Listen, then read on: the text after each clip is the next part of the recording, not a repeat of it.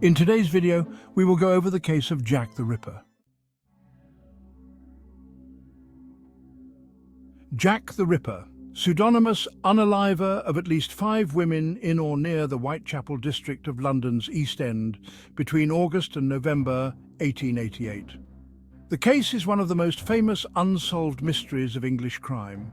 Some dozen unalivings between 1888 and 1892 have been speculatively attributed to Jack the Ripper, but only 5 of those, all committed in 1888, were linked by police to a single unaliver.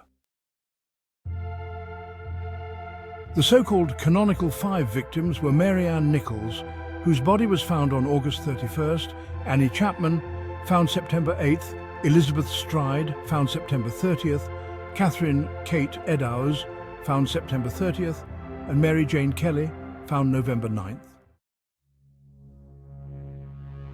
According to the common assumption of the time, all the victims were S-workers, and all but one of them, Kelly, was unalived while soliciting on the street. That belief was subsequently taken for granted in books about the crimes, which typically offered conjectures as to the true identity of Jack the Ripper and reported graphic details of the unaliving he committed. Many of these books, however, were based on fraudulent claims and documents. In a radical departure from that genre, The Untold Lives of the Women, Unalived by Jack the Ripper, 2019, the British social historian Hallie Rubenhold argued that Nichols, Chapman and Eddowes were not S-workers, that Stride had resorted to soliciting only occasionally during periods of desperate poverty and emotional suffering, but there is no evidence to show that she had been soliciting when she was murdered, and that the only verifiable S-worker among the 5 was Kelly. In Rubenhold's view, the notion that Jack the Ripper was an unaliver of S-workers was a consequence of the misogynistic and class-based prejudices characteristic of the Victorian era.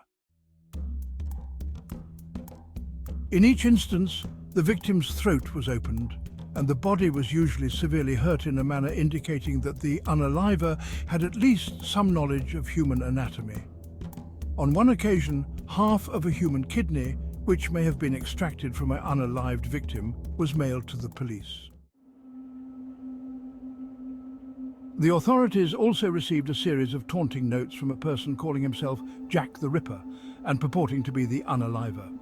Strenuous and sometimes curious efforts were made to identify and trap the killer, all to no avail.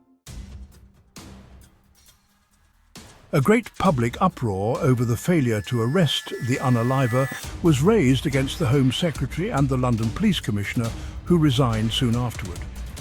The case has retained its hold on the popular imagination, in part because known instances of serial unalivers were much rarer at the time than they are today. Jack the Ripper has provided themes for numerous literary and dramatic works.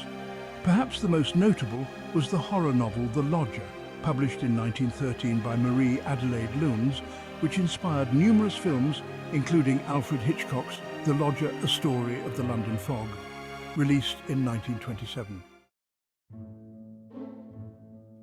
The most commonly cited suspects are Montague Druitt, a barrister and teacher with an interest in surgery who was said to be insane, and who disappeared after the final unalivings and was later found unalived.